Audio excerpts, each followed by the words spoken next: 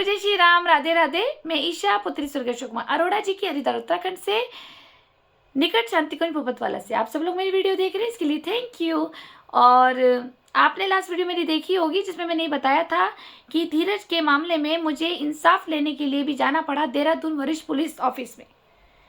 वहाँ पर जब मैंने अपना पक्ष रखा तो उन्होंने मुझे बोला कि आपकी कार्रवाई और आपकी सुनवाई दोनों होगी, आप फिलहाल अभी घर जाए। हम लोग देहरादून से घर आ गए थे हरिद्वार, और उसके बाद हमारे पास 2-3 दिन बाद हमारे पास एक नोटिस आता है महिला हेल्पलाइन से, और कॉल भी आती है कि आपको ज्वालापुर महिला हेल्पलाइन बुलाया है। मैं जब वहाँ पहुंची तो वहाँ पे धीरज का परिवार भी उपस्थित था। उसके पापा, मम्मी, भाई ये लोग आए थे, पूरे परिवार के साथ थे लोग। मेरे साथ मेरे हस्बैंड और मैं और मेरी छोटी बहन हिमानी अरोड़ा थी।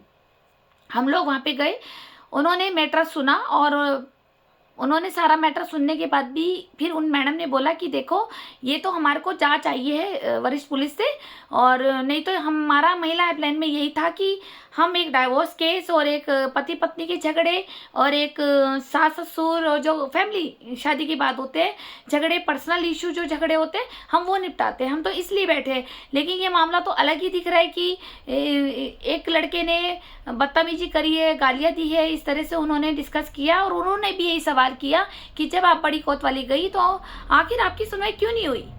तो मैंने कहा मैडम यही तो नहीं समझ आई ना, 8:30 से 11 बजे। उन्होंने कहा मैं तो मानती नहीं, तो देखने से ही शक्ल से ऐसा लग रहा है कि ये लड़ता होगा और क्या काम करता है। आप महिला हेल्पलाइन में इसकी अच्छी उतरी, फिर अच्छी उतरी इसकी।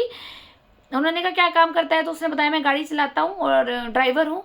तो इसी से वो थोड़ा समझ गई थी, तभी उन्होंने बोला ड्राइवर है तो इसका मतलब क्या है, तेरे को ये अधिकार मिल गया कि तू किसी की बेटियों को गालियाँ देगा।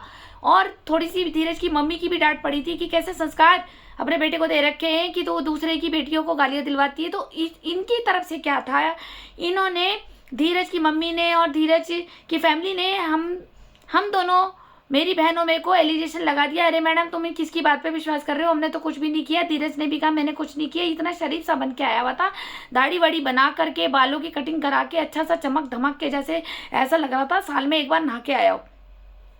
इस तरह से ये हीरो बन के आया, और बड़ा शरीफ से कि मैडम नहीं मैंने तो कुछ भी नहीं कहा था, ये तो झूठे आरोप लगा रही हैं दोनों बहनें, ये तो खुद करेक्टर की खराब है। गलत करेक्टर पे एलिगेशन इनने मैडम के सामने उठाए। ठीक है, उस वक्त तो हम चुप थे। हमने कहा चलो पहले धीरज को अपना पक्ष रखने दो और उसकी फैमिली को। उन्होंने सब कुछ रखा, तो उन्होंने कहा कि मैडम ने कहा कि मुझे तो ऐसा लग नहीं रहा है कि ये दोनों बेटियां ऐसी होंगी। लेकिन फिर मैडम ने कहा कि भाई जब तुम इसकी शिकायत वहाँ लेके गए तो ये तो इतना ऐसा है कि मैं कैसे मान लूँ कि बड़ी कोतवाली में तुम्हारी सुनवाई नहीं हुई। मुझे भी कुछ गड़बड़ लग रहा है, क्यों नहीं हुई भाई, इसकी तो हो जानी चाहिए। जब ये खुद ड्राइवर का काम करता है, शराब पीता है, तुम्हें गाली दे रहा है, उसके बाद भी और जाँच चाहिए वरिष्ठ पुलिस से हमारे पास, तो इसका मतलब कुछ तो किया होगा। लेकिन बड़ी कोतवाली में तुम्हारी क्यों नहीं हुई। कौन था उस दिन थाना इंचार्ज, वहाँ पे कोतवाल साहब कौन थे, मैंने बताया अजय कृष्णा जी। अब वो उन्होंने अजय कृष्णा जी को फ़ोन किया, उन्होंने फ़ोन किया, और उसके बाद पता नहीं फिर हमें फ़ोन पे तो नहीं पता लगा उन्होंने आपस में क्या वार्तालाप करी। उन्होंने 5 मिनट बात सुनी और रख दी। फिर उसके बाद उन्होंने ये कहा कि मैडम आपके पास कुछ है, मतलब एविडेंस तो होंगे ना। मैंने कहा बिल्कुल है। मैंने कहा ये रे, मैंने फिर वही धीरज की वीडियो दिखाई। मैंने कहा ये देख लीजिए, ये रही वीडियो धीरज की, और ये लीजिए ये जो थाना जो कोतवाल में बात हुई है, ये पूरी वीडियो ये इनकी है। मैंने कहा ये देख लो, ये उस दिन का सीन है सारा। तो फिर इन्होंने मैडम को आया और गुस्सा, मैडम ने जो धीरज की क्लास लगाई, शायद मेरे पापा ने भी ऐसी कभी क्लास नहीं लगाई होगी जो मैं कहती हूँ, और बापू सेहत के लिए तू तो हानिकारक है। अब आप सोच लीजिए कि आमिर खान से भी खतरनाक क्लास लगी थी वहाँ इस धीरज की। खूब जब एविडेंस आ गया, वीडियो आ गई, उसमें गाली दे रहा है, तब ये शर्मिंदा हुआ, इसकी मम्मी भी शर्मिंदा हुई। और जो मैडम ने जो इसकी क्लास लगाई, मतलब ये सोचो बैंगन का भरता भी क्या भूनता होगा जो इसको भून दिया। फिर उसके बाद इसने माफ़ी मांगी, उन्होंने माफ़ी मंगवाई, फिर पैर में गिर गया। फिर इसकी मम्मी भी बोल रही कोई बात नहीं ईशा बहन, बेटा देख तेरे सामने बड़ा हुआ है, कोई बात नहीं, गलती हो गई, मोहल्ले में एक रहते हैं, ये तो हमें भी पी करके दुखी करता है। फिर जा बहन है, बड़ी बहन है, जा पैर छू, जीजा के पैर छू, माफ़ी मांग। मतलब ये इसके अंदर इतनी अकड़न थी कि ये पैर भी छूना पसंद नहीं कर रहा था, लेकिन फिर भी इसकी मम्मी ने उस देखा कि मैडम ने कहा मैं इसे जेल भेजूंगी, जिस तरह से अभी एविडेंस है और जिस तरह से मैं वरिष्ठ पुलिस से आई है, हमें भी वहाँ जवाब देना होता है, मैं इसको जेल भेजूंगी, फिर ध्यान रख ले, माफ़ी मांग ले अभी भी। तो फिर बड़ी मुश्किल से, वो कह रहे हैं ना कि मन से नहीं, बड़ी मुश्किल से झुका, बहन मुझे माफ़ कर दे, तू मेरी बहन है, माँ समान है, जीजा जी माफ़ कर दो, आप तो बड़े भाई हो। सिर्फ एक खौफ था कि मैं जेल ना चला जाऊं, बाकी इसके मन में कोई शर्मिंदगी नहीं थी, कोई वो नहीं थी। ये था बंदा खुद नहीं डरा कि मैं माफ़ी मांग लूँ, नहीं, लेकिन इसकी मम्मी ज़बरदस्ती इसकी पीठ पे थप थप पा रही है ऐसे करके, जाना माफ़ी मांग लेना, जाना माफ़ी मांग ले, कोई नहीं, बड़ी बहन है, बड़ी बहन है। मतलब लड़का झुकने को तैयार नहीं हो रहा था। जब मैडम ने कहा मैं इसको जेल भेज दूंगी, अभी ये पढ़ा पेपर है, अभी लिख रही मैं जेल, अभी इसको जेल अभी जाएगा, इतनी गुंडागर्दी हो रही है कि तुम किसी की बेटियों को परेशान करोगे, गाली दोगे, तुम्हारे जैसे अगर 2-4 लड़के और पैदा हो जाए तो देश नरक में हो जाए। वो उन्होंने बहुत अच्छी क्लास लगाई धीरज की। और मैं यही तो कहना चाहती हूँ, जब महिला हेल्पलाइन में हमारी सुनवाई हुई तो आखिर मुझे महिला हेल्पलाइन जाना क्यों पड़ा? अगर बड़ी कोतवाली में अजय कृष्णा सर मेरी सुनवाई कर देते, वहाँ नहीं हुई तो चलो सीयू सिटी में हो जाती, चलो वहाँ नहीं हुई, ठीक है, मजिस्ट्रेट सर ने भी फिर दोबारा कोतवाली में भेज दी जांच के लिए, फिर दोबारा नहीं हुई, फिर मुझे न्याय लेने जाना पड़ा वरिष्ठ पुलिस देहरादून। क्या मैं यही काम के लिए बनी हूँ? मुझे बिना बात पे तंग किया जाता है, ऐसे तो और महिलाओं को भी तंग किया जाता होगा। मतलब महिलाएं घर में सुरक्षित नहीं है, उनको उकसाया जा रहा, तंग किया जा रहा, और बस इतना मजबूर कर दो कि वो परेशान हो जाए या आत्महत्या कर लें या किसी मजबूरी कारण इनके साथ देवे पार में लग जाए, कुकर्मों में लग जाए, या इनके साथ नैन मटक्के करें, इनकी लैला बन के रहे, इनकी रखेल बन के रहे, या फिर अपने इंसाफ के लिए हमें दूर दूर देहरादून जैसी वरिष्ठ पुलिस सर की मदद लेने के लिए जाना पड़े।